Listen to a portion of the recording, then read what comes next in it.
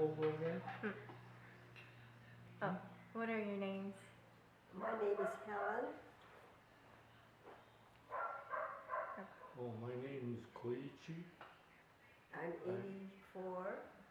I'm 88, born November 21, 1927 in Punane, Maui, Hawaii. I was born on August 14, 1931 in Honolulu in a town called Moilili.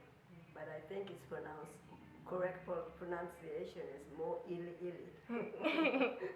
I was 10 years old. And I was 14 years old and lived in Megara Camp. Megara Camp is in Punane, Maui. It's pretty close to the sugar plantation. Because I was only 10, we really didn't know what was going on. But I know it was Sunday, and it was a sunny day, and there were a lot of smoke up in the air. I remember seeing my father there in the front of the garage, looking up into the sky. But when we turned the radio on, that's when we heard that war was declared, and we were supposed to go and take cover away from the city. Well, that was December 7th, right? In the morning, I was at my neighbor's, and the radio was going on. And that's when I heard Mayor Petrie saying, "This is war, this is war." He repeated it a few times, and we didn't think anything of it. We have grandparents living away from the city. They were farmers, and they lived in the away, about an hour away from the city.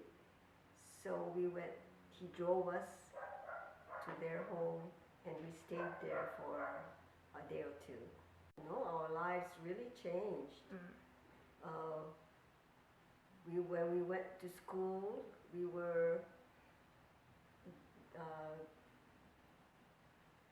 had to take blood tests to get our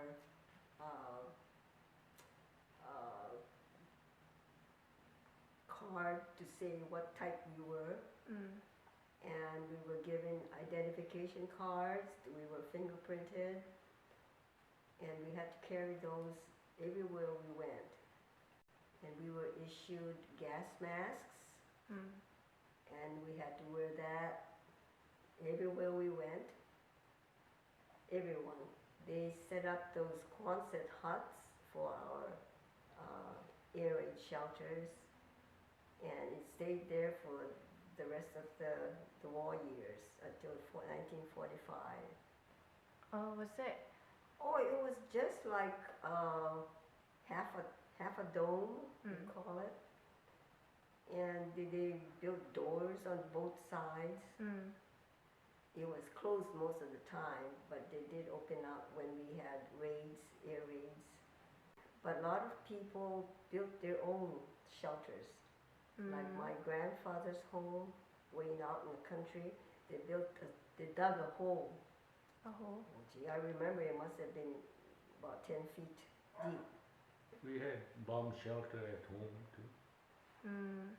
We had to dig about 6 feet down and put transite and cover it with dirt, big mound. And there was also rationing of food. Oh, rationing. I remember very clearly. My father always wanted to use butter on his toast. So we had to go to the market and buy butter, which was ration. You could only buy so many. They won't allow you to buy more than 2 or 3. Cheese were ration. So I don't remember ever eating cheese during the war days. Oh, really? So we ate mostly out of the cans, like Spam and all those things. Oh, and I remember going into the pineapple fields to work. We had to give up 1 day of school during our middle school years. I think we did that 2 years, in the middle school years. And we worked in the pineapple field, weeding and harvesting. So we gave up 1 day of school. They paid us 29 cents an hour. Oh, wow. In middle school, too? In middle school. That was a lot, though. I worked I don't know. 25 cents an hour. That's a lot of money. And then as I got older, I think I was a sophomore, I worked in the canneries, in the pineapple canneries. We had to can the pineapples that came out of the machine. So we did a lot for the war effort. We weren't in that stage of life yet where we had to work, so I really don't know. Oh, but my dad, did I mention his job? He had to give up his battery business. He repaired batteries. He had to give that up on the onset of the war, and he worked for this group called USED, United States Engineering Department. And I think he worked at a great big service station where they repaired the army vehicles and jeeps and all that. Well, he gave up his own business, and the people next door ran a cabinet shop, cabinet maker. He was a cabinet maker. He rented out our garage and started, I think he signed a contract to build desks and chairs and cabinets for the federal government. No. He had to go into service. When I got to be 18, which was 1945, then the following month I got a briefing from the U.S. government to report for physical, which was December 45. Then I guess I must have passed. So by February 14th, I was in the U.S. Army. It's just a matter of 3 months. Then I volunteered to go to Japan for 18 months. So that's when I got the regular army symbol. He was in occupational troops. Yeah. What is that? Once the war was over, they had to occupy Japan, right? So a lot of the American soldiers were sent there they have bases there where they conducted their business, but they were still in the army. But one thing good was I went to Kumamoto, Japan, and that's where I met my auntie, my father's sister. And I had a good time. That's one thing good about my service in Japan. Yeah, there were in Makawa, Paia,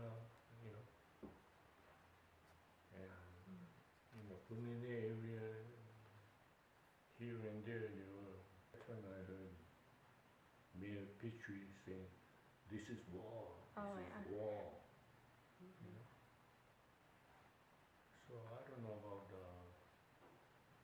the planes because we're on different islands, and the attack was on Pearl Harbor, which Mm. was a military base for the U.S. I didn't hear it. I heard the planes, but I didn't see any planes. We were outside playing. I guess being 10-year-old, outside I was playing. outside playing in the front, next to the garage. Oh, and when we heard the fire trucks, we knew that there was a fire somewhere. Oh yeah. Also, after the president said that it was war, did you notice that people started treating you differently because you're Japanese? Not in Hawaii. Not in Hawaii. Hawaii being a melting pot, in other words, we had so many races. There were all different nationalities, Japanese, Chinese, Koreans. And so I didn't feel it there. But in later years, after the war, like 1952, when I came up to Chicago, I wanted to see the United States. So 1952, I flew to Chicago, and that's where I kind of felt that, we were stared at a lot. I think it's mostly because they haven't seen Oriental faces. It's like a new face. Yeah, they hadn't seen, so they were more curious than, trying to stare you down or anything. In Hawaii, they rationed so many things that some of the families were using old newspapers to wipe when they did their business. They what do you call that? They crumpled it up so it gets soft. Yeah, they use that to wipe Yeah, and because everything was so rationed. orange and apple. Oh, and then those days, oranges and apples came in crates from the crates. They came in wood crates, and it was wrapped with tissue, like Christmas tissue paper. And those we saved it all, and opened it up nicely, stacked it up, and we used that to wipe ourselves too, because they didn't have toilet tissue. Yeah, a lot of people did that. Oh, and I kept my ID card, identification card, and when I was 10, it's dated January 17, 1942. And I signed it, and they took our fingerprints, and we carried this all over with us.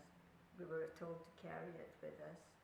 Oh, I understand it was, everybody here in the States did it too. Oh. When I talked to my friends. You don't know why though? Oh, because in case we were bombed and we were, need to be taken to some emergency hospital, we'll have something to identify us. Yeah. We had to take all kinds of, we had to be inoculated, like typhoid. It has here typhoid booster, 1944. Gas mask issued May 21, 1942. And chicken pox. Yeah, so we had all kinds of shots too.